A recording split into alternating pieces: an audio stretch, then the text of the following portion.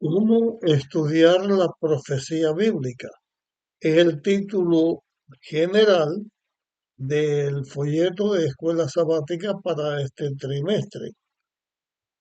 Vamos a estudiar ahora la lección número 11 que se va a enseñar el 14 de junio del 2025.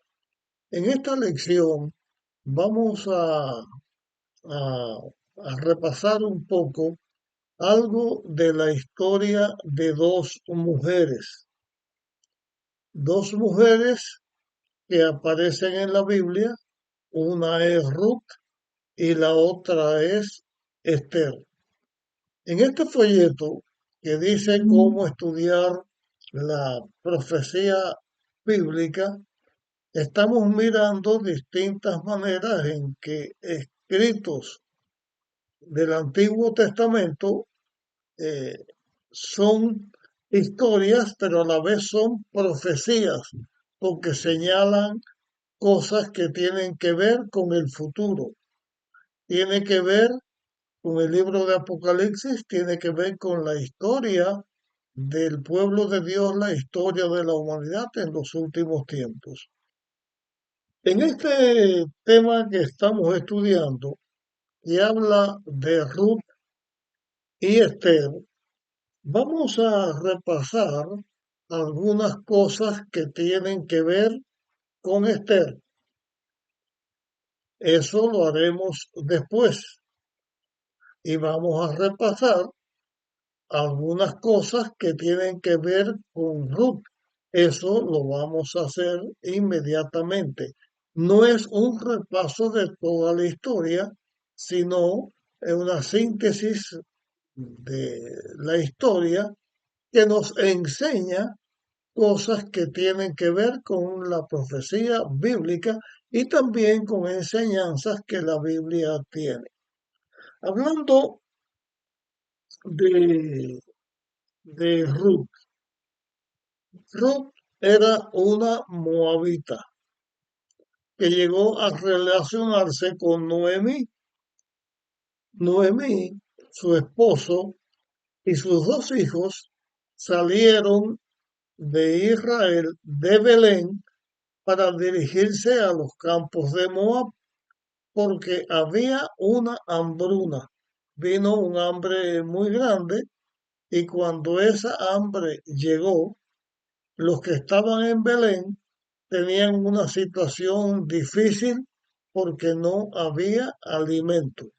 Aunque la palabra Belén dice que es el lugar del pan, un lugar de alimento, pues llegó un momento en que llegó la hambruna. Al llegar la hambruna, eh, Noemí, Elimelech, su esposo, con sus dos hijos, salen rumbo. Después de un tiempo de estar en Moab, Elimelech muere. Los dos hijos, Malón y Kelión, se casan con dos mujeres moabitas. Con el tiempo se mueren también los dos hijos. Quedó Noemí viuda, sus hijos murieron y cuando estaba en esta situación de angustia, de lo mal que había sucedido con ella, estando en esta situación de angustia, decide Noemí regresar a su tierra, a su nación, porque ella tenía una herencia que había perdido cuando salió con su esposo Elimelech a forasteros a una tierra buscando mejor condición de vida.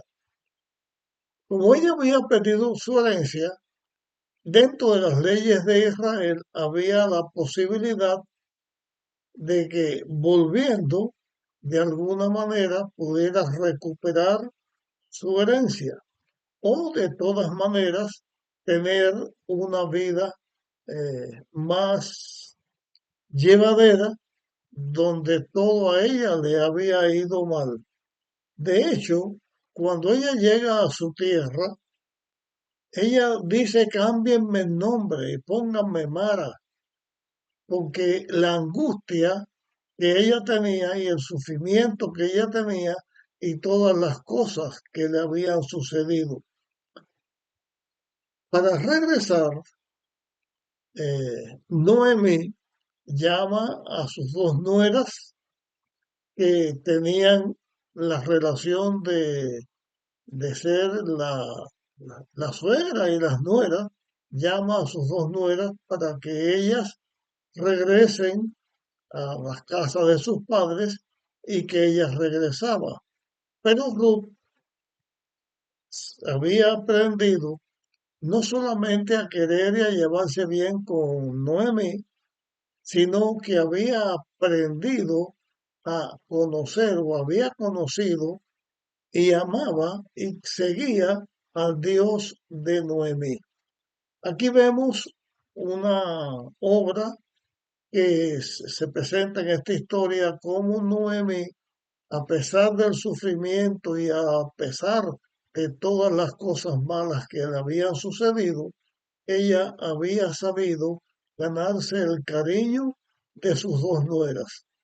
Una regresó a su casa, pero Ruth no regresó a su casa, decidió arrostrar la vida de Noemí y decidió adorar al Jehová, el Dios a quien adoraba Noemí. Y ella regresa a su casa, regresa Noemí a su casa, Ruth con ella. Cuando llegan al lugar, estuvieron viviendo en una casa, estuvieron viviendo en un lugar. La Biblia no especifica esto. Puede que haya sido del lugar donde ella se había ido. De todas maneras, ellos regresan, están en un lugar y ya Noemí era una mujer mayor y Ruth una mujer joven y ella decide salir a espigar o a buscar eh, provisiones en los campos que ya estaban cegados.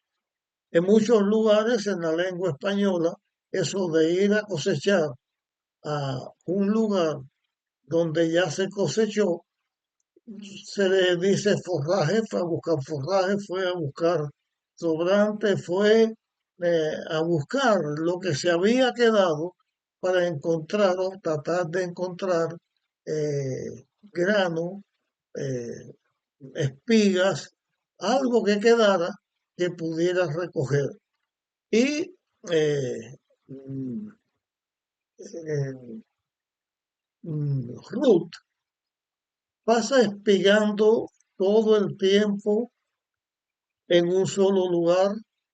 El dueño del lugar le llamó la atención, esa mujer nueva que estaba allí, no era conocida, pregunta por ella, le dicen que era una moabita que había venido con Noemí y que estaba espigando allí todo el tiempo. Y este hombre era un hombre bondadoso, se llamaba Boz, y Boz fue a ver a Ruth, la trató con, con bondad, la trató con amor, le dio la bienvenida, le dijo que siguiera todo el tiempo espigando en los campos de él y no fuera a otro lugar, y la alabó por su amor y por su cuidado de Noemí, sí, de Noemí. Entonces, cuando Ruth llega a casa de Noemí, le pregunta, le dice, ¿dónde has estado? ¿Qué has hecho? ¿Con quién has espigado? Y ella le dice que había espigado con un hombre que se llamaba Oz y que la había tratado muy bien, la había acogido y le había dado la bienvenida a la adoración de Dios, de Jehová, de yo soy el Dios creador, que ella había venido a cobijarse a la sombra de Dios y Dios iba a estar con ella. Cuando eh, Noemí se entera, sabe que ese voz con quien Ruth estaba espigando era un pariente de ellos. Y eso tenía una gran importancia. Al ser pariente de ellos, ese hombre podía reclamar podía rescatar el terreno que había sido de Elimelech y Noemí, porque él podía comprarlo. Había una ley en Israel que Dios había establecido. Entre las leyes que Dios había establecido una ley que hablaba del pariente cercano. El pariente cercano era alguien de la familia, el pariente más cercano de la familia, que cuando alguien tuviera que vender su propiedad o perdiera su propiedad, por la ley de Israel del pariente cercano, ellos podían redimir, o sea, podían pagar esa renta, pagar eh, la renta que costaba, el dinero que costaba la propiedad, se casaba con la viuda del que había fallecido y entonces en la genealogía esa familia se mantenía, esa familia continuaba. Cuando llega el momento final de la cosecha, Ruth, siguiendo las instrucciones de Noemi, va al lugar donde se estaba haciendo la fiesta y ella, bajo la dirección de Noemi, le dice a Boaz que él podía redimirla. Esa ley de la redención tiene que ver también con el plan de la redención, de las leyes que Dios estableció para que quien perdía sus propiedades pudiera recuperarla. Y era un simbolismo de lo que Dios estaba haciendo con la humanidad. Porque Dios hecho había creado al hombre, había hecho una morada, un lugar para que el hombre viviera, el jardín del Edén, un lugar especial, había creado un mundo entero para que fuera propiedad del hombre, pero el pecado había entrado a la tierra porque el hombre había desobedecido a Dios y había caído bajo las trampas del maligno.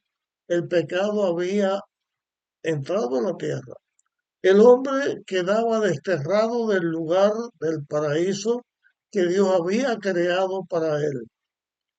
Pero cuando el hombre había perdido por causa del pecado el derecho de estar en el lugar que Dios había creado para él, que ahora estaba bajo el control del enemigo que los había vencido, dentro del plan de la redención, la ley del pariente cercano estaba rememorando que Dios, en el plan de la redención, iba a enviar a su Hijo a la tierra para que se enfrentara al enemigo, lo venciera y restituyera, trajera de vuelta al Edén al hombre que se había perdido. Esta ley del pariente cercano rememoraba, enseñaba eh, esto que Dios había establecido para el pueblo de Israel como parte del mensaje que el pueblo de Israel, debía predicar a la humanidad. Estando nosotros hoy en día, no el pueblo de Israel, estando nosotros hoy en día la iglesia cristiana, también debemos, a través del plan de la redención, decir a la humanidad que Dios ha provisto un medio para regresar al paraíso, al Edén, a la tierra que Dios había creado para nosotros. Cuando Ruth le dice a vos acerca de esto, entonces vos está de acuerdo en hacerlo. Pero hay un problema. La ley del pariente más cercano había que cumplirla. Y en la historia de Noemí y de Ruth había un pariente más cercano que vos.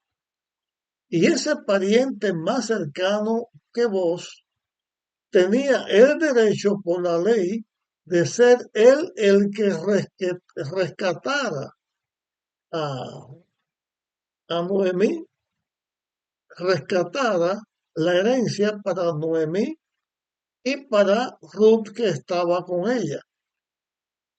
Este pariente más cercano, en este caso, llegó a representar otra cosa. Pero de acuerdo con la historia, voy a continuar en esta parte que estoy diciendo. Este pariente más cercano dijo, sí, yo voy a redimir la tierra.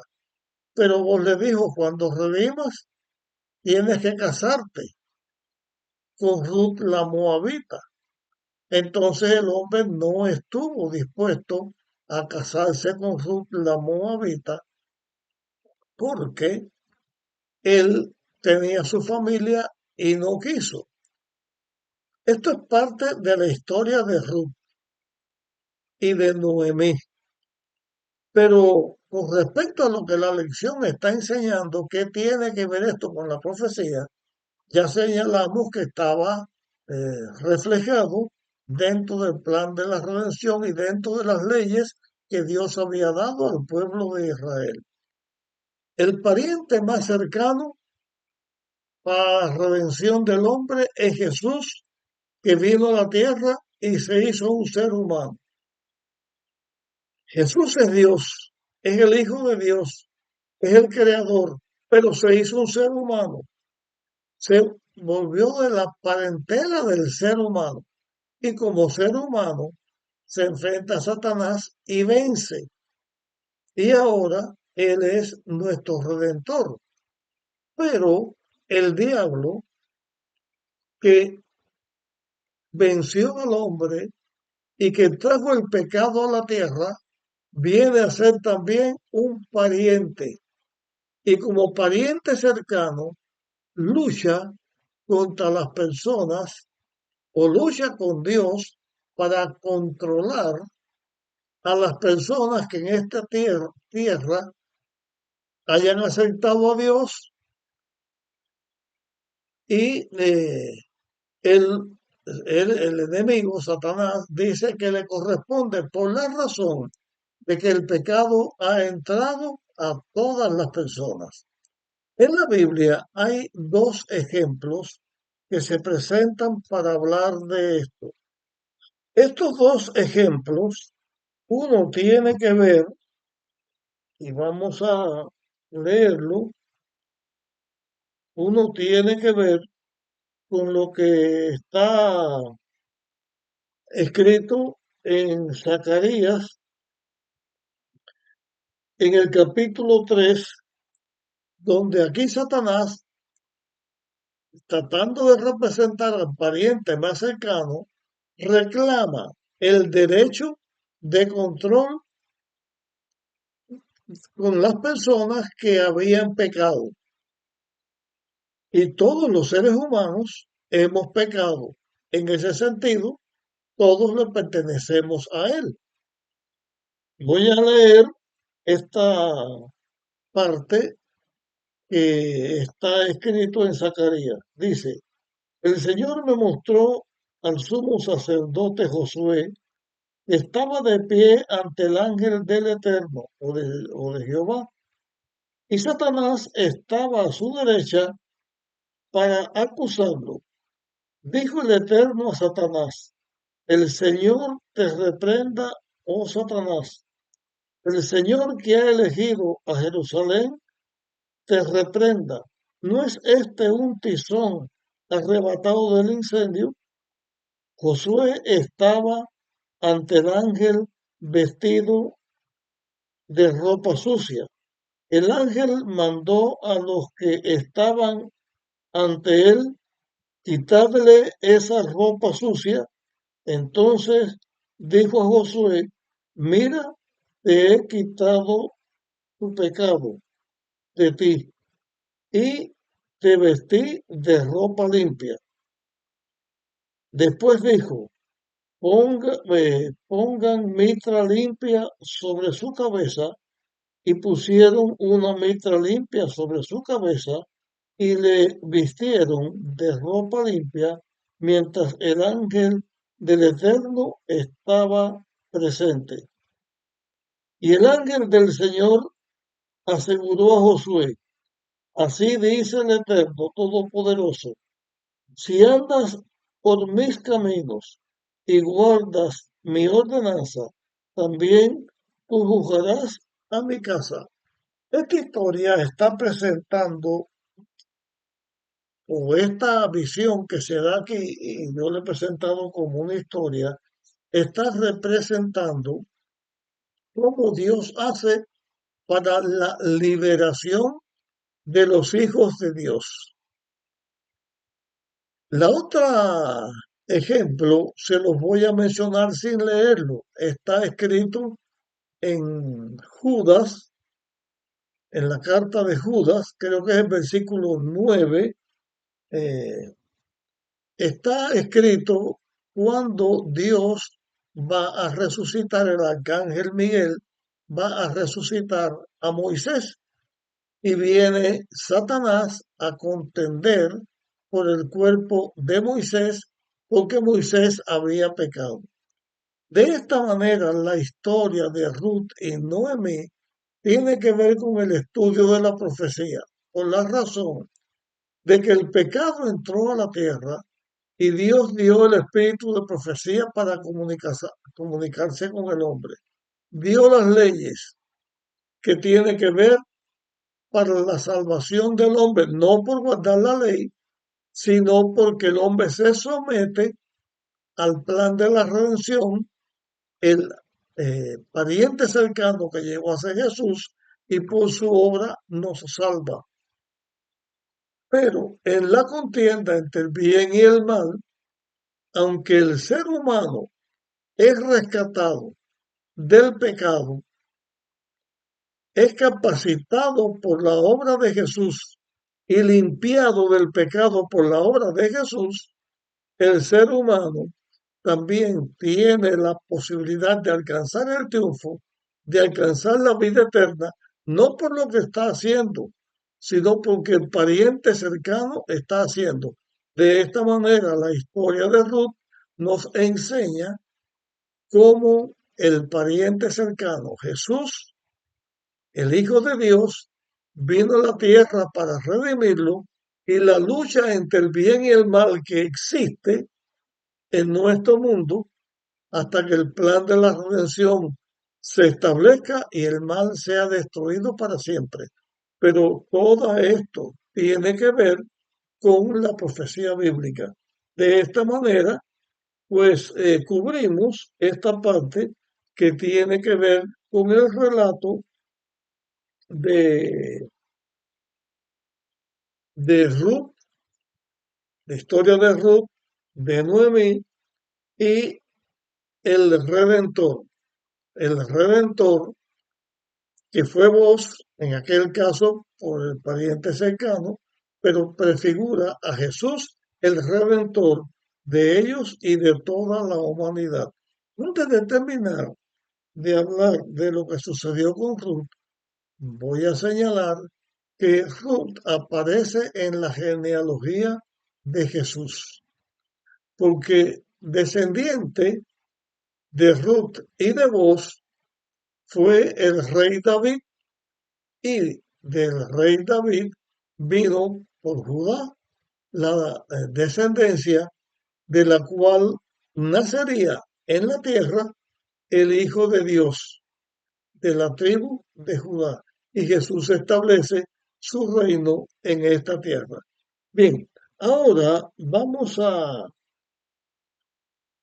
hablar de la otra historia que hemos estudiado en esta semana. Tiene que ver con Esther.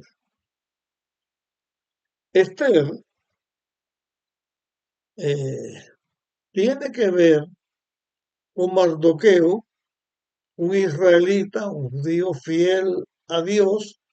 Esther también fue fiel a Dios. Esther es el nombre que ella tuvo después, eh, cuando llega a ser reina. En la corte de Artajerjes, que había desechado a su esposa y estaban buscando una nueva reina, había un hombre llamado Amán. Amán era descendiente de Agag. Agag era un enemigo de Dios, era un enemigo del pueblo de Israel. Y Agag odiaba a la descendencia de Israel, odiaba a los judíos. La esposa, que llegó a ser la esposa elegida por el rey, fue Esther. Ni el rey ni Amán conocía la identidad o la nacionalidad de Esther. Mardoqueo, mientras que todos los demás reverenciaba y doblaba las rodillas delante de Amán, Mardoqueo no lo hacía. Los que estaban presentes y veían esto le decían: ¿por qué tú no lo haces? Mardoqueo explicó que él era judío, que él adoraba a Dios. Cuando Amán se entera de que Mardoqueo era judío, el odio que tenía de la herencia que él tenía, enemigo de Dios, enemigo del pueblo de Israel, enemigo de los judíos, entonces fragua un plan para destruir a, no solamente a Mardoqueo, sino para destruir a todos los judíos, a todos los israelitas, y fija una fecha, de acuerdo con suerte que tiró, fija una fecha y pone una fecha para la destrucción de los judíos. Va donde está el rey y le habla al rey que tiene en su pueblo una nación, un pueblo con una ley distinta, un pueblo que no le sirve, un pueblo que más bien un estorbo, y le dice que dé un decreto que no se pueda abrogar para matar, destruir a ese pueblo. Le brinda al rey una cantidad inmensa de plata, toneladas de plata.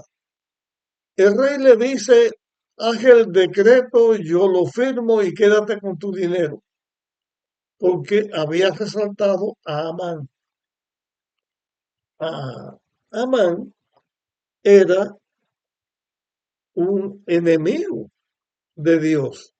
Si hace el decreto Cuando el decreto se da a conocer, Esther no lo sabe, pero Mardoqueo sí lo supo y le avisó a Esther de lo que estaba pasando, del decreto que se había hecho y que intercediera por el pueblo de Dios. Esther no podía presentarse delante del rey cada vez que ella quisiera. Si venía a presentarse delante del rey sin que él la llamara, el rey podía matarla, a menos que recibiera aprobación y entonces el cetro del rey lo extendiera y le diera su gracia. Finalmente, Amán hace su plan, prepara la horca para eh, Mardoqueo, lo tiene todo listo, pero Dios intervino.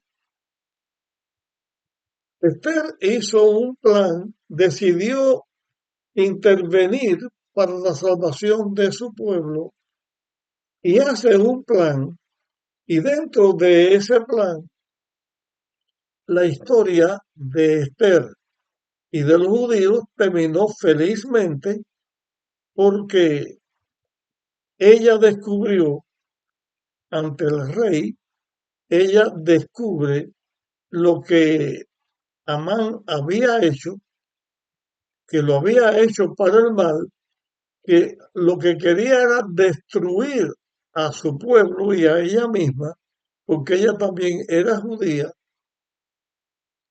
y terminó en que cuando llegó el momento de la destrucción final de los judíos, fue al revés. Si Mardoqueo ocupó el lugar de Amán en el favoritismo del rey, y en vez de destruir a los judíos, lo que se destruyeron fueron los enemigos de los judíos. Este Amán llegó a ser también un prototipo de Satanás, porque Satanás trata de destruir al pueblo de Dios, trata de hacer las cosas para que el pueblo de Dios desaparezca. Satanás trata de destruir no solamente ya como el pariente más cercano, como luchaba contra Dios por el cuerpo de Moisés, o contra Josué, el sumo sacerdote, que la vestidura sucia era el pecado. Él intercedía eh, por los pecados dentro del plan de la redención. Amán también representaba al diablo que busca la destrucción final del pueblo de Dios. Y esta historia de Ruth llega a ser una historia que señala la lucha entre el bien y el mal y señala cómo al fin de la historia de la humanidad, cómo al fin de la historia Dios vence y Satanás es vencido y cómo Dios libera a su pueblo. Pero cuando el pecado entra a la tierra, trajo destrucción, muerte, sufrimiento y aniquilamiento del ser humano poco a poco. En la lucha entre el bien y el mal, Dios trata de salvar al ser humano que quiere salvarse y el diablo trata de destruir a todo ser humano y batalla contra los que quieren servir a Dios para que no le sirvan y para que también se pierdan. Así como como Amán buscaban la destrucción del pueblo de Israel, también Satanás busca la destrucción del pueblo de Dios. Y hay guerra entre Dios y Satanás por la salvación del ser humano. Primero la guerra fue en el cielo, fueron arrojados del cielo Lucifer y los demonios y los ángeles convertidos en Satanás y los demonios, pero el pecado llega a esta tierra, pero de esta tierra la inmensa mayoría sigue el mal, pero Dios redime y salva a los que siguen el bien.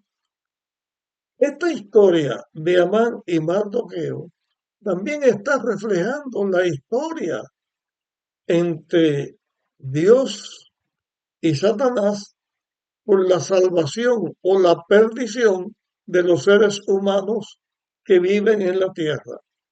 En el libro de Apocalipsis se presentan las profecías que hablan de los últimos tiempos y los momentos difíciles que enfrentarán los hijos de Dios.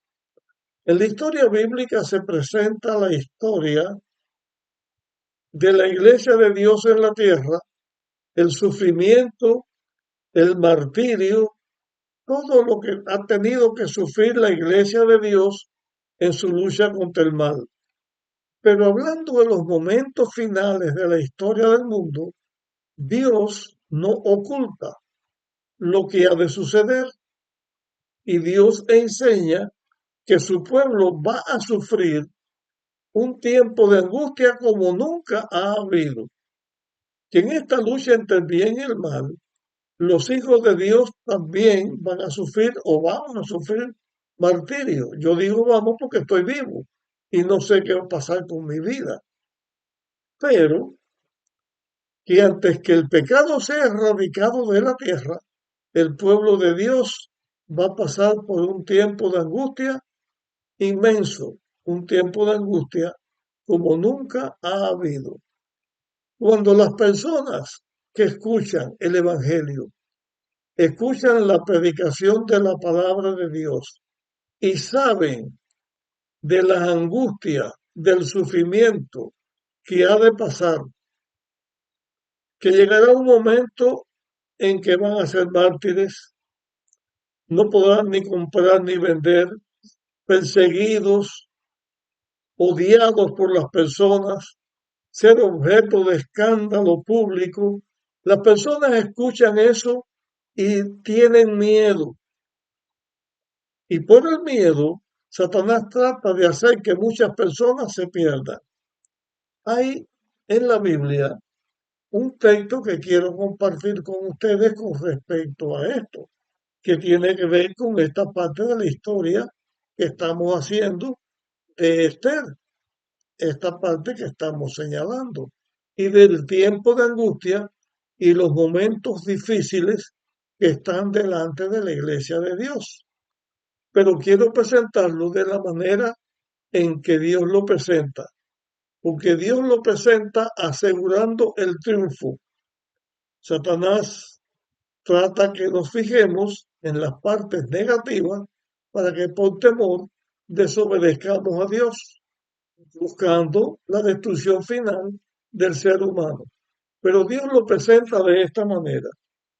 Daniel capítulo 12, versículo 1. En aquel tiempo se levantará Miguel, el gran príncipe, que protege a su pueblo, y será tiempo de angustia, cual nunca fue desde que hubo gente hasta entonces. Pero en ese tiempo serán liberados tu pueblo, todos los que se hayan escritos en el libro. Y aquí, este mismo texto ahora lo voy a presentar como Dios quiere que nosotros lo miremos, no con miedo, sino con seguridad de victoria. Porque aunque tengamos que pasar por la angustia, Dios asegura la victoria. Dice, en aquel tiempo se levantará Miguel, el gran príncipe que protege a tu pueblo. Este es Jesús. Miguel es un nombre que también se refiere al Hijo de Dios. ¿Quién es semejante a Dios? El que es semejante a Dios. Miguel es Cristo. En aquel tiempo se levanta Miguel para proteger al pueblo de Dios. Después de decir que se levanta Miguel para proteger al pueblo de Dios, en el medio dice, habrá tiempo de angustia.